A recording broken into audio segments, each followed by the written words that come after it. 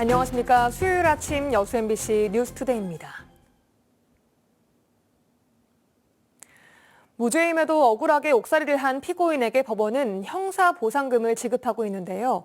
여순 사건 피해 유족들이 재심을 통해 무죄를 선고받았지만 형사보상금 지급 절차가 1년 4개월 가까이 지연되면서 다시 한번 고통을 겪고 있습니다. 강서영 기자입니다. 여순 사건 피해자 유족인 91살 김은택 씨. 김 씨의 형은 지난 1949년 여수 신월동 일대에 반란군에 동조하고 합세했다는 이유로 징역 20년형을 받았다 투옥 도중 숨졌습니다. 지난 2021년 김 씨의 형은 광주지방법원 순천지원에 청구한 재심에서 부당한 유죄 선고임을 인정받아 무죄 확정 판결을 받았습니다. 김 씨를 포함해 승소한 유족 8명은 곧바로 억울한 옥살이를 한 피고인에게 지급되는 형사보상금을 법원에 청구했습니다. 하지만 청구한 지 1년 4개월이 지났는데도 보상금은 지급받지 못하고 있습니다. 1년이 다 돼도 배상금이 안 나오니까 편지에 한 서너 번 보냈어요. 그래도 아무런 소식이 없어. 피해 유족들은 대부분 고령인데다 일부는 보상금을 받지 못하고 이미 사망한 상황. 보상금 지급을 기다리는 유족들은 더 애가 타고 있습니다. 국가에서는 보상을 해준다. 말만 하시지 보상이 없어요. 말만. 아직까지 한 번도 보상을 못 받았어요. 제2차 인생 피해를 보고 있습니다. 죽은 아버지도 아버지지만 법원의 형사보상금 지급 지연은 그동안 꾸준히 지적돼 오던 문제였습니다. 때문에 2018년에는 형사보상법에 법원이 보상 청구 6개월 이내에 보상 결정을 해야 한다는 규정도 생겼습니다. 하지만 의무 규정인지는 명확치 않아 피해자들은 민사소송을 제기하는 것 외엔 별다른 방도가 없는 것이 현실입니다. 국가에 의해서 고통을 받으신 건데 그거에 대한 보상이 늦어지면서 이중고에 시달리시게 되는 거예요. 그래서 그런 문제를 좀 빨리 해결하는 게 이제 정의에도 부합하고. 한편 유족들의 항의가 지속되자 법원은 지난 17일 유족들에게 피해자당 2억 2천여만 원의 보상금 지급 결정을 내렸습니다. 법원은 피해 유족들의 상속 관계가 복잡한 데다 공소시효가 임박한 다른 사건들이 많아 결정이 늦어졌다며 보상금 지급까지 조속히 진행될 수 있도록 노력하겠다고 해명했습니다. MBC 뉴스 강서영입니다. 여수의 일부 생활형 숙박시설을 두고 논란이 이어지고 있습니다. 주민들은 애초에 주거가 불가능한데도 여수시가 전입을 장려했다며 억울함을 호소하고 있는데요. 주민들의 피해가 커질 것으로 우려되고 있습니다. 김단비 기자입니다. 전망 좋은 바닷가 인근에 들어선 고층 건물. 여수시 웅천동의 한 생활형 숙박시설 일명 레지던스입니다. 장기 투숙객을 위한 숙박시설이지만 90%가 사실상 주거 용도로 사용하고 있습니다. 엄연한 건축법 위반으로 오는 10월부터는 행정처분의 대상이 됩니다. 소유주가 계속 거주하기 위해선 오피스텔로 용도 변경을 해야 하는데 그렇지 못할 경우 해마다 매매 시세의 10%까지 이행 강제금을 내야 합니다. 용도 변경이 안 되면은 우선은 주거를 불법으로 부렸다고 좀 국가에서 얘기를 한 상태잖아요. 그걸 어떻게 수천만 원씩 내고 사니까 사실 이거 대출 끼고 들어온 사람도 많고. 이들이 이렇게 억울함을 토로하는 데는 이유가 있습니다. 당시 분양 광고에는 온통 주거 홍보 문구로 가득해 마치 주거가 가능한 것처럼 오인하도록 만들었다는 겁니다. 학교라든지 이런 거에 대한 장점 이런 것들을 다 설명을 했어요. 당연히 거주가 가능하다고 생각을 하죠. 주거가 가능하지 않은데도 지자체는 한술 더 떠 전입을 장려했습니다. 여수시는 찾아가는 전입신고 민원실을 운영하며 사실상 거주를 암묵적으로 동의했습니다.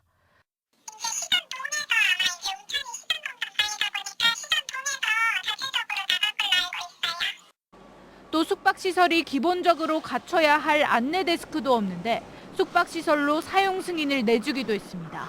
사실 분양하는 과정에서 인허가 부서, 그다음 사용 승인 부서가 여수시지 않습니까? 전혀 손을 놓고 관심을 안 가지고. 여수시가 허술한 행정을 펼치는 사이 생활형 숙박시설을 제대로 모르고 입주했던 주민들은 고스란히 피해를 떠안을 처지에 놓이게 됐습니다. MBC 뉴스 김담희입니다.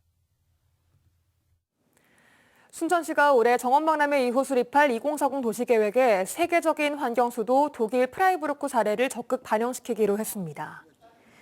순천시와 정원박람회 조직위원회는 정원박람회 해외 홍보와 친환경 도시 견학을 위해 독일 프라이부르크 시청사와 시내 중심가, 도심공원과 친환경 주택단지 등을 둘러보며 도시 공간 배치에 대한 선진도시의 사례를 벤치마킹했습니다.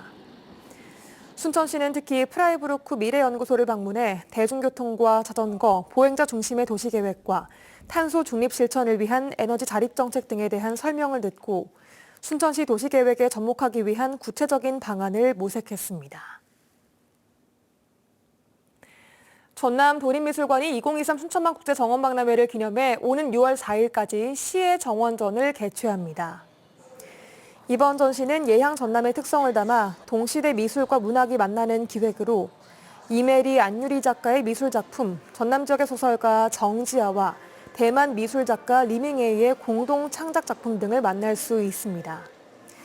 도립미술관은 전시 이해와 소통의 장을 위해 이번 달부터 차례대로 작가와 관객이 대화할 수 있는 시간을 마련할 계획입니다. 최근에는 공부하기 좋은 쾌적한 환경의 스터디 카페가 학생들에게 인기입니다. 하지만 사설 스터디 카페를 매달 이용하는데도 꽤 많은 돈이 들어가는 게 현실인데요. 이런 공간이 학교에도 생겨서 눈길을 끌고 있지만 논란도 나오고 있습니다. 이다현 기자입니다. 광주의 한 고등학교에 스터디룸이 새로 생겼습니다. 스터디 카페와 같이 트인 공간에서 공부하는 것을 좋아하는 학생들의 성향이 반영됐습니다. 연중 무휴, 얼굴 인식만 되면 주말에도 밤 10시까지 드나들 수 있습니다. 교실은 아무래도 많은 학생들이 자유롭게 사용하는 공간이다 보니까 소음 부분에서는 어쩔 수 없이 문제가 생길 수 있는데 그런 부분에서는 좀 더 좋아질 거라 생각합니다. 좌석은 78석인데 학교 전교생 수는 이보다 8배가량 많은 630여 명입니다. 이 학교의 경우 신청자가 복지 사각지대에 해당하는지, 관심사나 진로에 따라 학습 계획을 잘 세웠는지 등을 토대로 우선순위가 정해집니다. 올해는 광주에 있는 64개 고등학교 가운데 19곳에 이런 스터디룸이 생깁니다. 이렇게 개방된 공간에서 어우러져서 다양한 학습을 한꺼번에 할 수 있는 곳, 교육청이 예열력이 된다면 학생들이 희망하는 곳에 점점 확대해 갈 그런 생각을 갖고 있습니다. 이번에 첫 선을 보인 365 스터디룸은 이정선 광주시 교육감의 주요 공약이기도 합니다.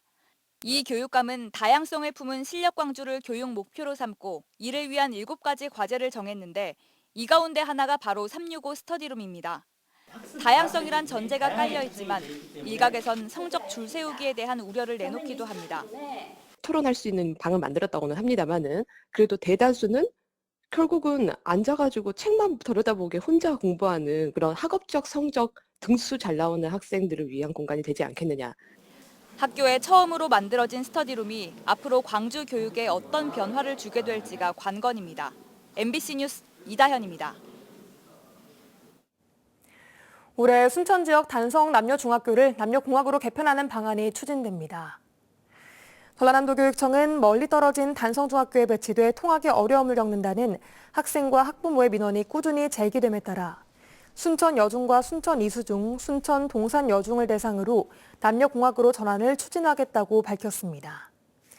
현재 전남도 내 중학교 255곳 중 81%인 108곳이 남녀공학으로 운영되고 있는데 지난해에만 장흥중학교 등 단성중학교 5곳이 공학으로 전환됐습니다.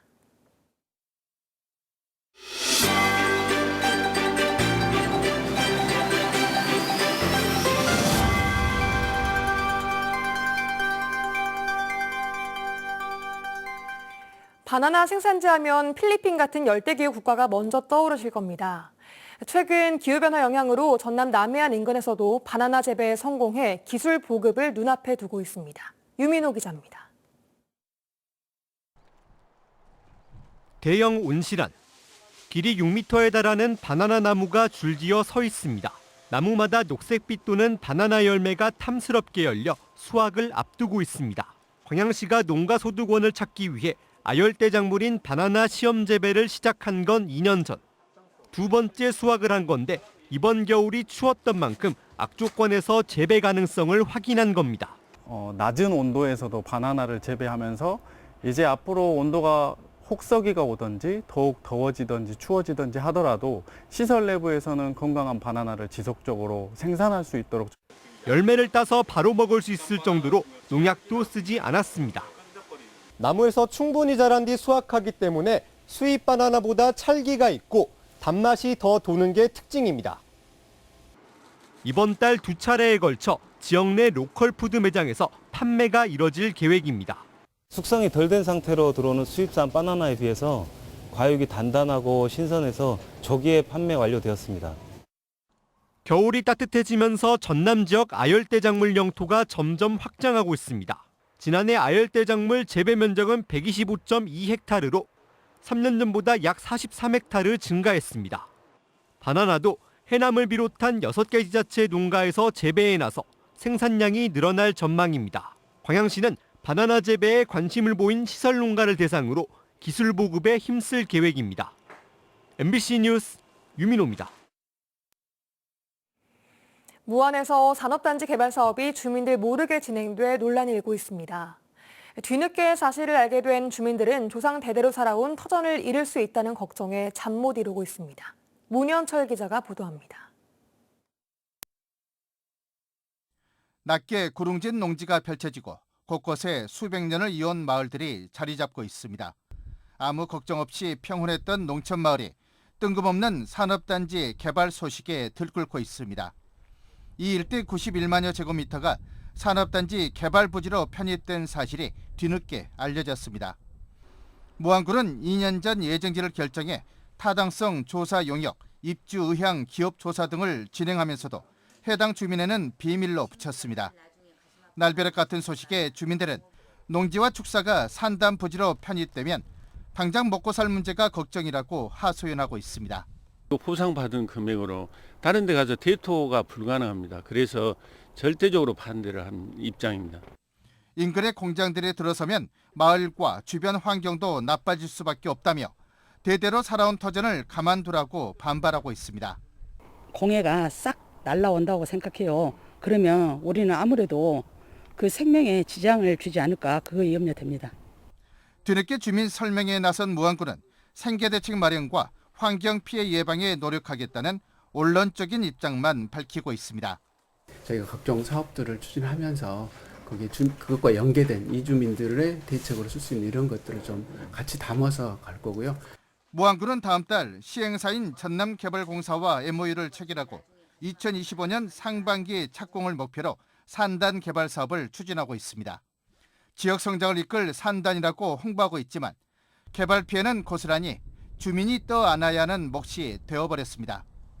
또한 지역 유력 인사들이 사전 개발 계획을 알아내 수년 전부터 땅을 매입했다는 투기 의혹도 불거지면서 파장이 커지고 있습니다. MBC 뉴스 문현철입니다. 포스코가 광양제철소에 전기로를 신설하기로 했습니다.